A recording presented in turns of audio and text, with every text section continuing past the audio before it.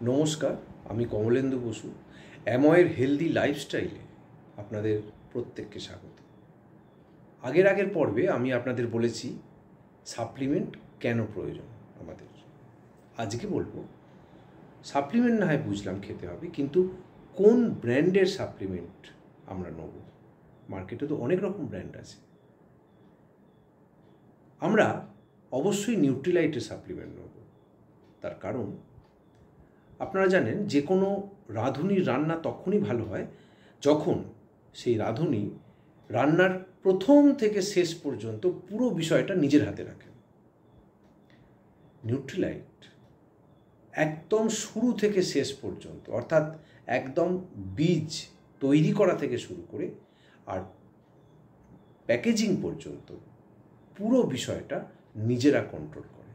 কোনো থার্ড পার্টির কাছ থেকে কোনো কিছু কিনে বা অন্য কোনোভাবে কারুর সাহায্য নিয়ে কোনোভাবে তারা করে না।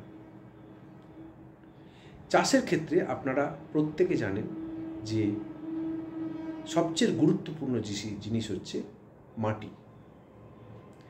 এই মাটি হচ্ছে চাষের প্রাথমিক বিষয়। এবার মাটিটা কিভাবে তৈরি করা হচ্ছে আপনারা দেখেছেন যে আজকে যে চাষগুলো হয় সাধারণভাবে যা আমরা কিনে খেয়ে থাকি, সেগুলো যখন চাষ হয়, একটা চাষ থেকে আরেকটা চাষের মধ্যে কোনো গ্যাপ থাকে না। আগে থাকতো, এখন থাকে না, কারণ এখন চাষিদের হাতে চলে এসছে রাসায়নিক সার।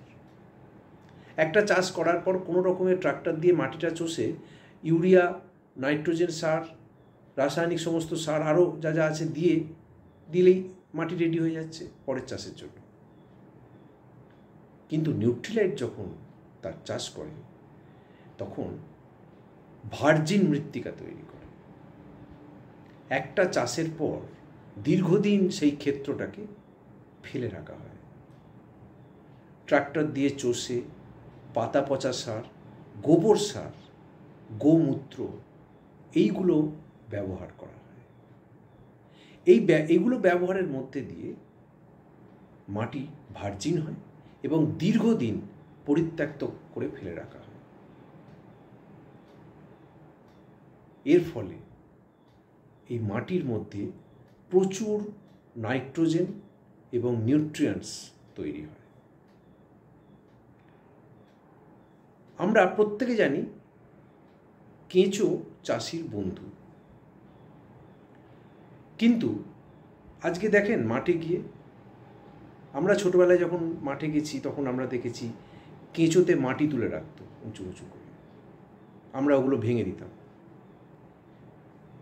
কেঁচো যেটা করে সেটা হচ্ছে তলার মাটিকে ওপরে তুলে আনে এবং ওপরের মাটিকে তলায় নিয়ে যায়, এবং এই যে একটা রোটেশনাল গর্ত তারা তৈরি করে, এর ফলে বাতাসের নাইট্রোজেন মাটির মধ্যে প্রবেশ করে। এই জন্য কেঁচোকে চাষির বন্ধু বলা হয়।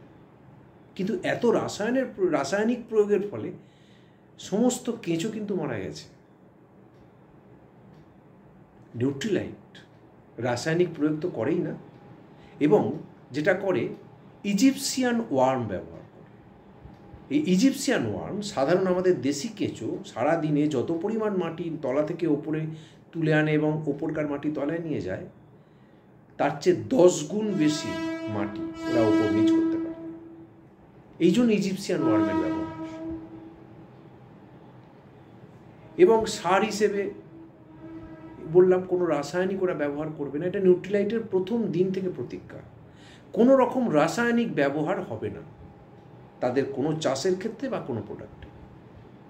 সেটাই আজও হয়ে আসছে, এবং এর ফলে তার মাটি সমৃদ্ধ মাটি। আজকে এই পর্যন্ত, পরের পর্বে বাকিটা বলছি। নমস্কার।